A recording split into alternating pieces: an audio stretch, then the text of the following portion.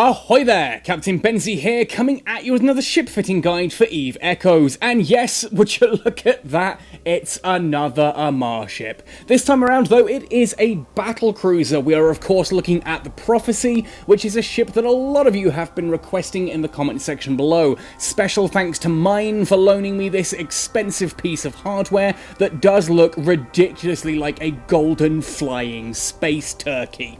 Yeah, that's kind of where I'm going to be calling this one for the rest of the time. Anyway, so what we're going to be doing today, as you can see I'm docked here at Cador Prime, is actually doing one of the really big encounters. This is the Divine Redemption campaign that I'm going to be doing. Tier 8 Battlecruiser is recommended. Obviously this is only a Tier 7. 50 million ISK as the reward. I'm not going to do this step by step. I'm just going to showcase how you can fit this ship, how it works, and then how to actually use this thing in combat and showcase it during this mission. Anyway, if you do enjoy this video, let me know by hitting like on it. Consider subscribing to the channel for all things Eve Echoes, ding that notification bell so that you never miss an upload, and of course let me know in the comment section down below what ships you want me to cover in future ship fitting guides and what topics you want to know more about as well. Finally, if you do want to go the extra mile to help support this channel, you can do so by joining us on Patreon, and details are on screen now in that shiny silver box down below. Gold, I've got too much gold on my mind. Blasted Amar ships. Anyway, that all said and done, let's jump right in to talk about the Flying Space Turkey. The Golden Space Turkey is an Amar Empire battlecruiser found up at Tech Level 7 on the Battlecruiser branch, so let's head up there and have a look. Here we are, the Prophecy. Yeah, okay, I know, it's officially called the Prophecy, and it does have some really cool skins. The air skin does look very cool. The copper skin, I do love it, but at the same time, it really does make me think of someone's Thanksgiving dinner that's been in the oven for a little bit too long and is going a little bit crispy on top. Anyway, let's have a look at what this turkey can actually do. So, its fitting profile, 5 drone tubes that can launch small or medium drones, definitely a drone ship that we're looking at here, along with 3 high slots, 3 mid slots, 5 low slots, and then 3 of each of the power grid rigs. Being an Amar ship as well, it has a very solid power grid, 741 megawatts, which does help if you did decide that you want to fit lasers onto this. Now, looking at its defensive capabilities, 26,486 EHP overall. That is not any small amount to be scoffed at. That's a lot of hit points. Most of that is in armor, 8,397. Solid structure as well of 6,860, with rather pitiful shields, 5,701. It's an Amar ship, that's to be expected. They are very much armor tanks. Amar just don't know how to build shields, I'm pretty sure. Anyway, looking down the rest of the stats here, signature radius is 233.6 meters. This thing is beastly. You don't just... this thing doesn't have a signature radius, it is the signature radius. You look on your radar, if this thing's anywhere nearby, it's just there. It's all of it. When the Prophecy went to school, it sat next to everybody at the same time. Scan resolution 186 is very low. It's to be expected for a battlecruiser. It takes a long time to lock onto anything, but we don't need to worry too much about that. Flight velocity as well is incredibly low, but again, turkeys aren't known for flying particularly quickly, so there we go. Warp speed 2.7 takes a bit of time to maneuver. Basically, what I'm trying to get at here is that this is a big, lumbering behemoth of a ship. You're not going anywhere quickly in this, but fortunately, it doesn't need to go anywhere quickly. Once it's on the battlefield, it takes a fair bit of time to remove it. Looking at its trait descriptions, like the Myrmidon, the Prophecy gets a bonus to drone control range, which is always a nice thing to have. In this case, 15 kilometers extra range means that with the flat drone skill, if you've trained drone up to 5, which you should do because you need to have it at 5 in order to be able to use all the drones on this ship, then you've got a 25 kilometer drone control range, plus this takes that up to 40 kilometers drone control range. That's flat basic. Obviously you can get it further if you take drone up to advanced drone or expert drone, and we can rig for extra range as well, but now I'm getting ahead of myself. A command burst module slot is available on this ship for when command burst modules are actually added to the game. We heard in a recent developer AMA that they are on the way, but no actual estimated time of arrival yet, no ETA. They're on their way. We don't know exactly what they do in EVE Online. They give a bonus to armor hit points or shield hit points to any friendly ship within range of the pulse. We don't know if that's how they're going to work in Echoes, but I've got no reason to suggest that's not how they'll work, you know? But we'll see. We'll see when they arrive.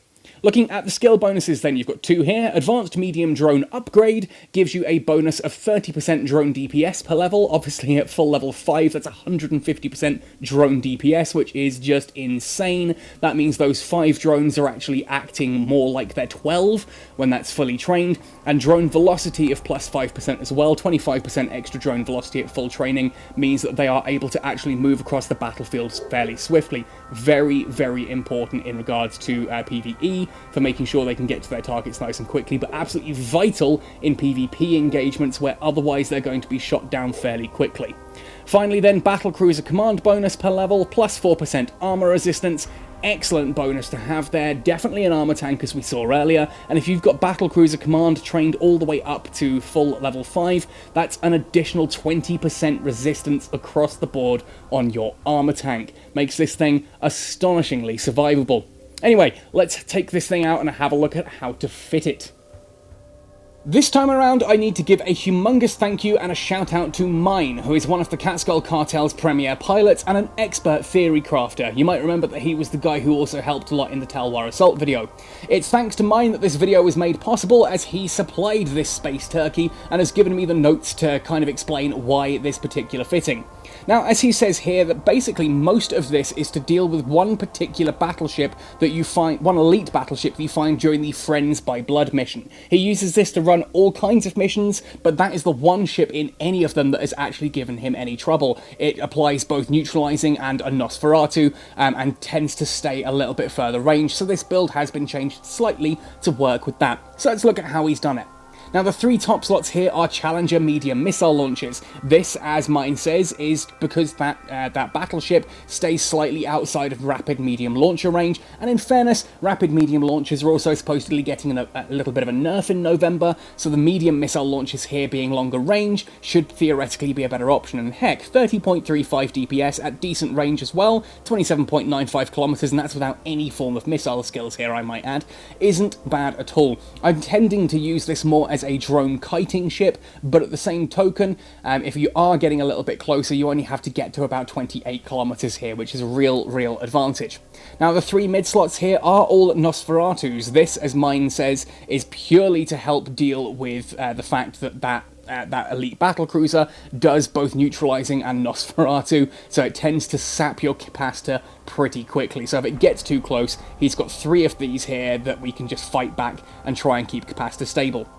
Now, the drones are of course going to be medium drones. This time around we've gone for Mark 7 Vespers, mainly because if you're going up against Amar ships, you want something that can go against both, well, mainly go against armor. Armor obviously is better with explosive or with kinetic.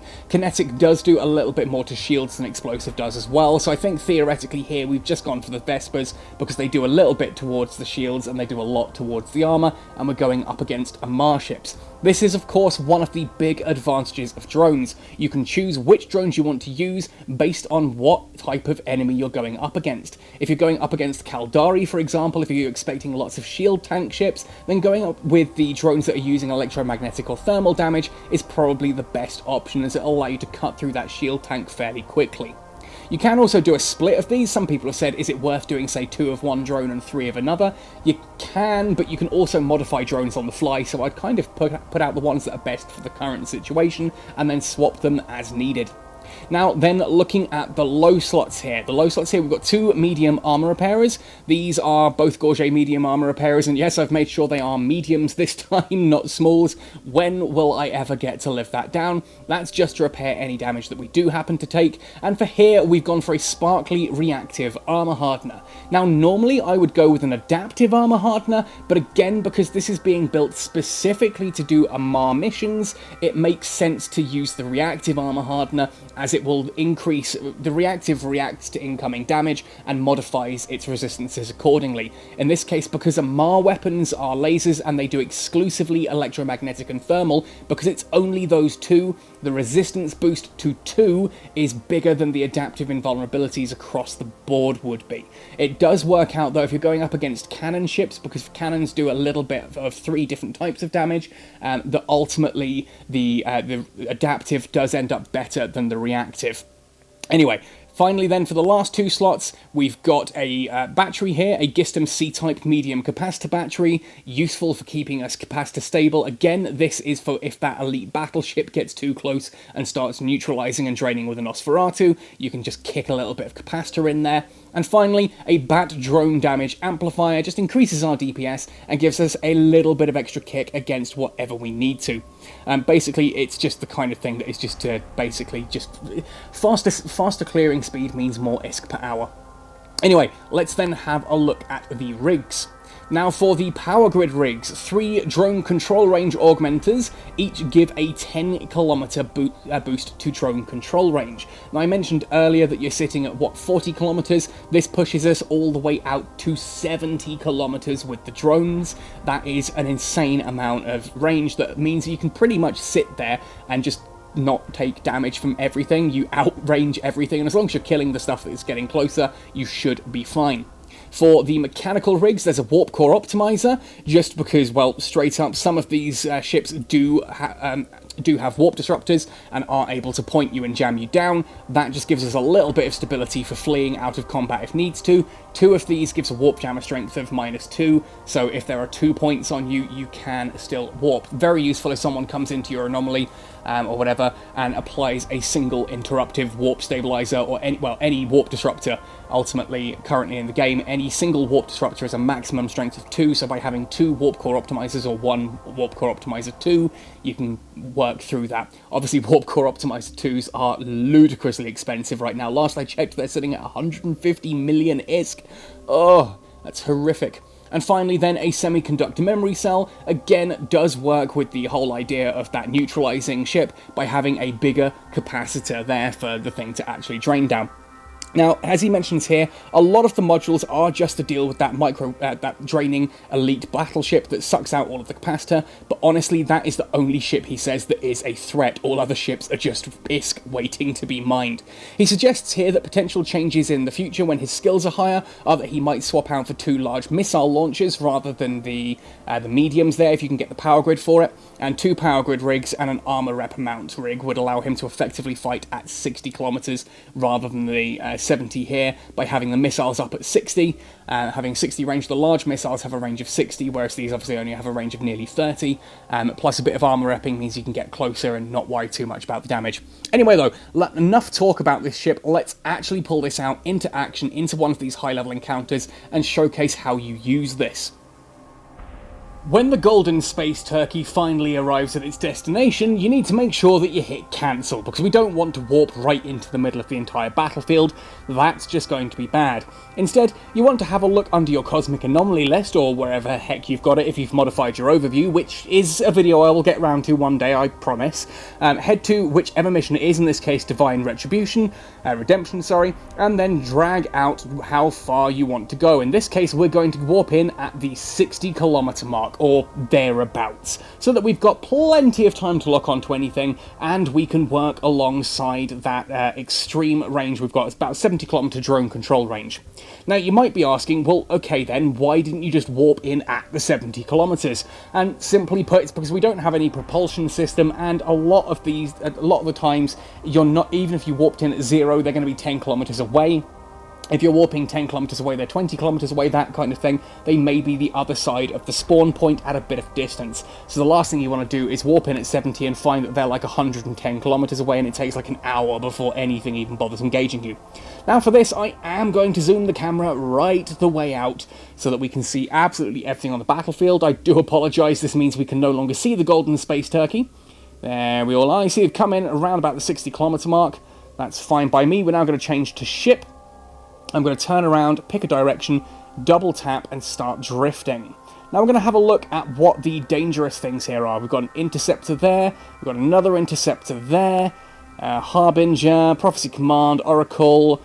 These are all okay. Those are the 2 main ones that we need to get, and we're going to put all of those armor repairers and that on straight away. I'm going to cancel one of those armor repairers simply because I should have those synchronized.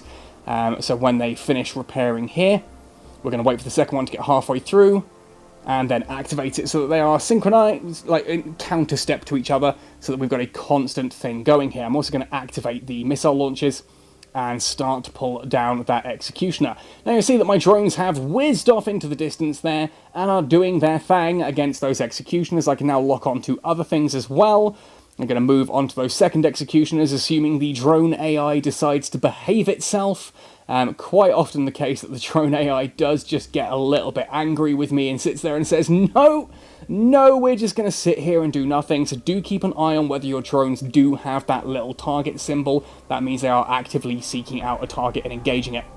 Obviously, I need to keep locking onto different targets as we go. Pick whichever you think is going to be the biggest threat. Obviously, things getting closer are the main threat, because the closer something is, the more damage it's going to be capable of doing to you. Plus, obviously, smaller targets first, which is why I've taken out the executioners. Anyway, let's activate the drone damage there. Just have a look. What does that actually push our DPS up to? 524.7, 433.66 DPS on the drones at 70 kilometer range. If that's not filth, I'm not entirely convinced I know what the definition of filth actually is, so there we go.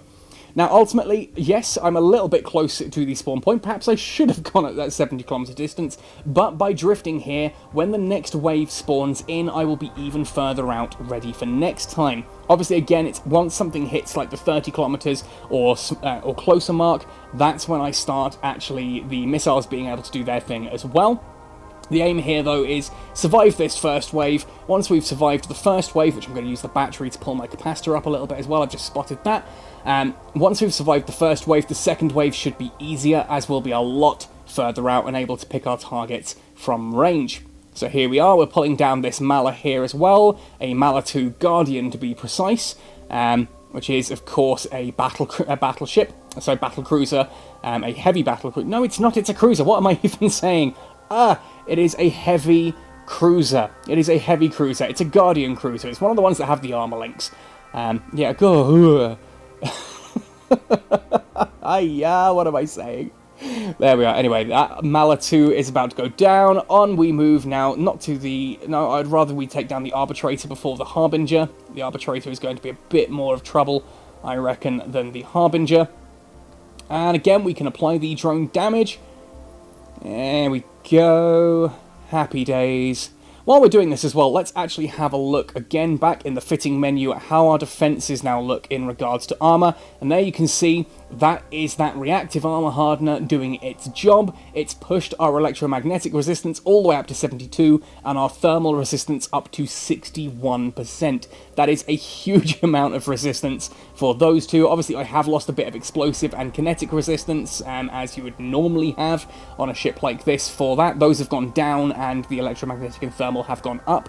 But, as you can see, this means I'm now taking very little damage at all. In fact, I can probably turn off one of those armor repairers now, so that we just have one of them running, and that will help my capacitor just that little bit.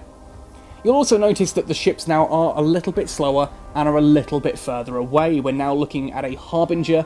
It's the closest at 44 kilometers, and it's only very slowly drifting that distance. And that's kind of the aim here now, that everything should be nice and far away. Obviously, we've got an Oracle there sitting at 73 kilometers, which is disappointingly just outside of my drone control range. I may actually start taking that as an approach to 70, just so that when it comes time to actually shoot at that, I'm at about 70 kilometers away from it, and thus able to send my drones in. It just takes a bit of time, obviously, to go through absolutely everything piece by piece, but very little damage being taken here, and nothing that my armor repairers and that hardener can't cope with. I am going to use the battery again now that it's off cooldown. Let's get some capacitor juiced in there for a little bit more. Now, an interesting thing I discovered recently is that you can actually go onto your drones and observe them. I know that's probably old news to most of you guys, but for me that was a really cool little reveal that I had no idea you could do. So if you're getting bored in a drone ship like this, as long as you keep an idea on your stats at the bottom here, you can actually watch with the drones and see how they're doing. Watch them do their little brawling thing. I'm getting quite a bit of hitching here up close, but there we are. That's part and parcel of it. It's a terrible Zimbabwean internet. It's just how life is. There we go. But I can sit here and watch those guys pulling apart this target. And of course I can then zip across to that prophecy and see how their space turkey is getting cooked. And just watch, if I zoom out a little bit, I can watch that little swarm of drones just whizzing around with a little laser light show. Obviously it's not lasers, they're railguns, but that little after trail that they leave looks like laser beams. It looks a little bit like a disco light show. I love it. I love it. It's rather entertaining to watch, I think. Maybe that's just me. Maybe that's just me. It's me doing so many of these videos now that I'm officially losing my mind. Anyway, we're going to zoom back out and keep an eye on the prophecy. Obviously, being in an encounter, no one can jump in at this point in time. No one can sort of come in and gank me. But I still like to just keep a zoomed out profile of the battlefield so that I have an idea of what's going on. I can see what other ships there are around, see if anything's moving out of formation, so on and so forth. So it's now that oracle there we're going to lock on, and we're going to keep going. Now obviously these are long waves. This is a big mission. We get 50 million ISK for completing this. It does take a couple of hours to complete, which is why I'm not going to showcase exactly, you know, this whole thing from start to finish, because quite frankly that would be a ludicrous waste of video. And oh, look at my drones, they're sort of giving that one a hug over there in the corner. One of the excellent things about drones, though, is at the moment, subject to change, drones are not targeted in PvE. That means as all of these ships here are only shooting at me. Nothing is ever going to shoot these drones. Now, is that a problem? It's something it's a big point of argument. People who use drones a lot, I think, say that no, it's not an argument because, simply put, drones are so expensive and they're the only weapon that currently has any form of like losable ammo. It would absolutely suck if ships could shoot your drones down in PvE.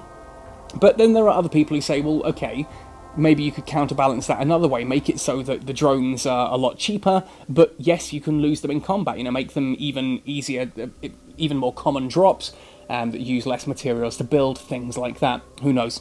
Anyway, I am officially rambling at this point, so what I'm going to do here is I'm going to pause, and I'm going to fast forward to the end of this wave, because there is of course an elite in the next wave, and that's what we're going to want to showcase.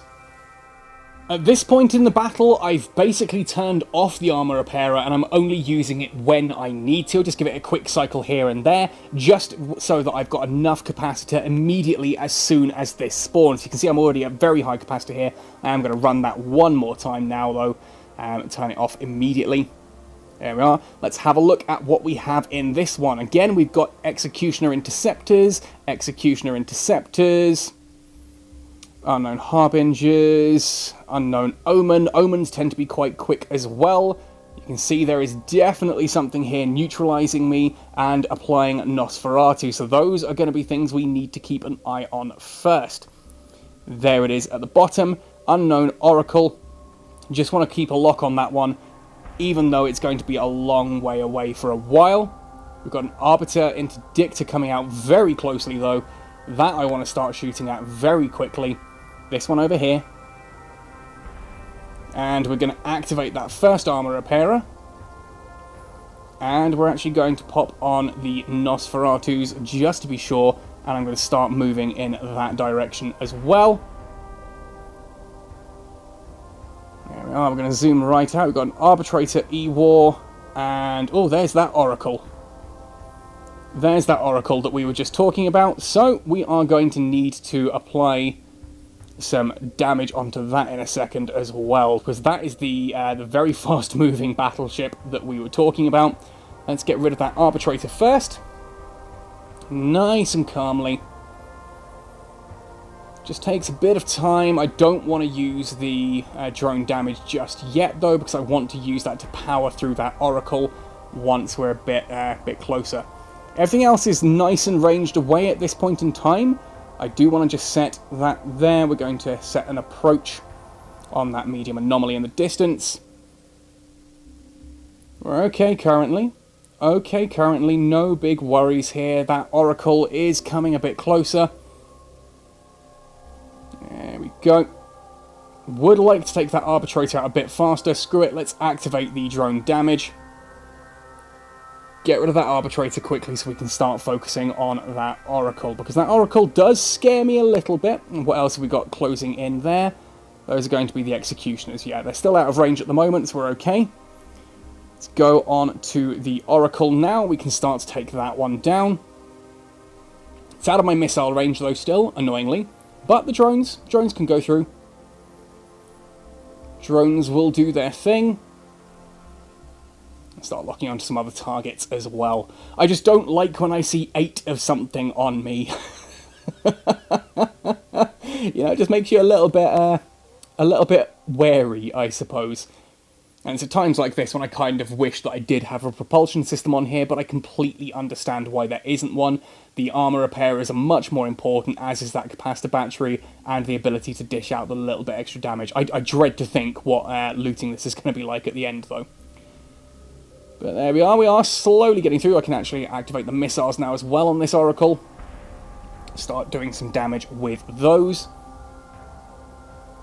Not taking much in the way of damage. I'm almost tempted to turn that armor rep off for the time being. Oh, there comes through the first payment wave.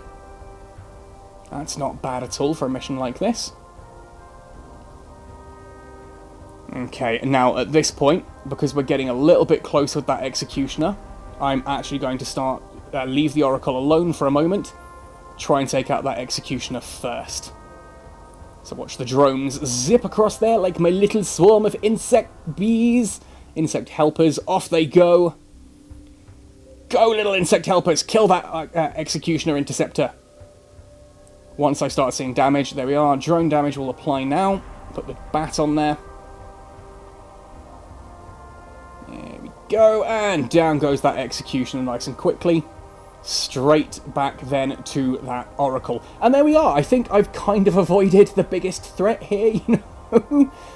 This Oracle's going down quite quickly. That Harbinger, was it Harbinger? Sorry, the Arbitrator went down very quickly. The other ones of those, the other interceptors there are right out at a distance. Everything's miles and miles away at this point, so I can slowly drift back in a bit of time. I just want to get this Oracle down first, because that thing appears to be ridiculously tanky, and it is slightly concerning. Let's turn off one of the armor repairers, though, because I don't seem to be actually taking any damage from it, which is really weird. Does it not have guns, and it's just trying to drain me, or... I'm not entirely sure what's going on there. But let's actually have a look at that Oracle. Weird-looking ship. But then again, it's a Mar, what do you expect? All substance... all style, no substance at all. Like, people mock the Minmatar ships, I've said it before. Yes, okay, they're duct tape, pipes, and solar panels, but they work. The Amar ships, well, you can see they've made it over-designed it. It's over-complicated design, and it's doing nothing against me right now. Okay, obviously I'm flying an Amar ship, which is kind of the irony of this situation, but hey, there we go. Look at it, it's just out there on its own. What are you even doing? Let's add the drone damage, and goodness gracious me, you're tanky. Will you just hurry up and die, please? It's because it's so fast moving. The thing's got a micro warp drive or something on it, and it's just struggling to keep up with it. There we go, we are slowly getting there. Anyway, I promise you this is going to die. If this mission does kill me or something, I will have it recorded and I will let you all know as part of this video. But otherwise, I think we're just kind of at the point now where you can see that this is an effective strategy. This ship does do this kind of thing. It's a very high power mission. A lot of ISK rewarded from finishing this one off. Just takes a bit of time. Obviously, if you are training into battlecruiser skills and drone skills a little bit higher than I am, I'm at medium drone operation 4, advanced medium drone operation 4, and advanced medium drone upgrade 4. Medium drone upgrade 4, advanced drone upgrade 4. You know what I'm trying to say. I'm at 4-4, 4-4 across the board there, with drone skill only at 5. No missile skills, and battlecruiser command I think is only at 4. So you can kind of see that, yeah, you can skill into this a bit more than I have, and that will increase both your survivability and the damage you do. And oh, bloomin' heck, huzzah! Finally it goes down. Finally we kill that darn Oracle. Anyway, that about wraps up everything that I want to say here regarding the Prophecy. If you want a ship that you can just AFK in and just complete an anomaly or an encounter like this, well, the Prophecy is it. And just, for crying out loud, look at it. I've barely had to do anything this entire time. I kind of pick a direction and I occasionally activate my armor hardeners, my armor repairers, sorry, or occasionally apply the drone damage amplifier. And that's really it. To me, that's a little bit too tanky and slow for my personal playstyle. You know me, I like the high risk reward of frigates, but there we go. If you want something that is going to make ISK, you know, at a reliable pace, the Prophecy is definitely it. And yes, I am giving it the respect it deserves. I am calling it the Prophecy now. It will forever be the giant golden space turkey in my head, but for now, it gets a big salute from me. Anyway, folks, let me know if the Prophecy is a ship that you're flying, one that you're interested in. I know a lot of you guys have been requesting the Prophecy for a while as one for me to cover. Sorry it's taken so long, but that is because drone skills are insanely lengthy to train. Look at that, advanced medium drone upgrade level 5, 701 hours, and that's with full Cog 3 and Duo Omega. Oh, it's insane. Absolutely insane. Anyway, let me know your thoughts and opinions about the Prophecy. Otherwise, folks, happy sailing, and see you in New Eden.